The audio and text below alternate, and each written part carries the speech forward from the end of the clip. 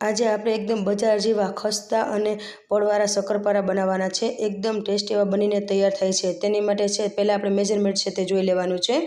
2 cup જેટલો મેંદો લીધો છે અને સેમ એ જ વાટકીથી અડધી વાટકી જેટલી ખાંડ લેવાની છે અને એ જ વાટકી જેટલું છે આપણે ઘી લેવાનું છે। ઘી છે આપણે ઘરનું દેશી ઘી લેવાનું છે અને સેમ એ જ વાટકીથી અડધી વાટકી જેટલું આપણે પાણી લેવાનું છે। બધું સરસ એ રીતે આપણે સમજાઈ ગયું છે।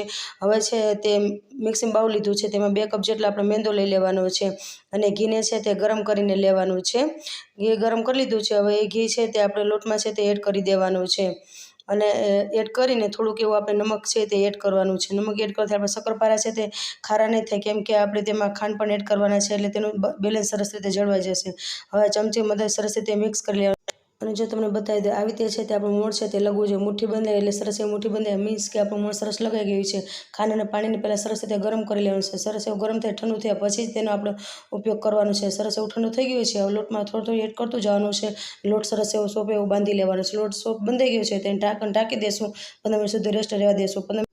15 મિનિટ થઈ ગઈ છે અને આપણો લોટ સરસ એવો સોફ્ટ થઈ ગયો છે। પાટલી ઉપર છે લોટ લઈ લેવાનો છે અને તેને 2 ગુંડલા કરી લેવાનો છે। 1 ગુંડલું આપણે ઢાંકીને રાખી દઈશું અને ગુંડલું છે તેને આવી રીતે રોટલી જેવું એટલે જાડું એવું વણી લેવાનું છે। જો સરસ એવું આવી રીતે વણી લીધું છે, હવે તેને જો આવી રીતે પેક કરવાનું છે। આ બાજુ લઈ સાઈડમાંથી ચારે બાજુ આવી રીતે ભેગું કરી લેવાનું છે અને જો ચોરસ એવું થઈ ગયું છે હવે તેને આપણે વણી લેવાનું છે।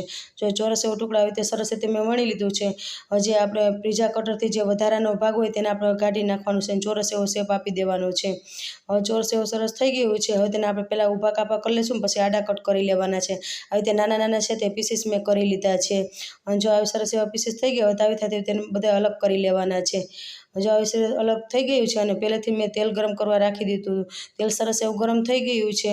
હવે તેમાં આપણે જે શક્કરપારાના પીસીસ કરે છે તે હવે આપણે તેને તળી લેવાના છે અને તેલ છે તે મીડિયમ હોવું જોઈએ। હાઈ ગેસ ઉપર તેને તળવાના નથી તો ઉપરથી ક્રિસ્પી થશે, અંદરથી કાચા રહેશે અને હલાવવાની પણ ઉતાવળ નથી કરવાની। થોડાક થાય પછી ચમચીથી આવી રીતે તેને આપણા શક્કરપારા છે થોડા ક્રિસ્પી થઈ ગયા છે। હવે તેને જ્યાંથી હલાવતા રહેવાનું છે અને બાજુ સરસ એવા ક્રિસ્પી થઈ ગયા છે। હવે તેને આપણે જારમાં કાઢી લેવાના છે। તો તૈયાર છે બજાર જેવા ખસ્તા અને પડવાળા શક્કરપારા। And thank you for watching.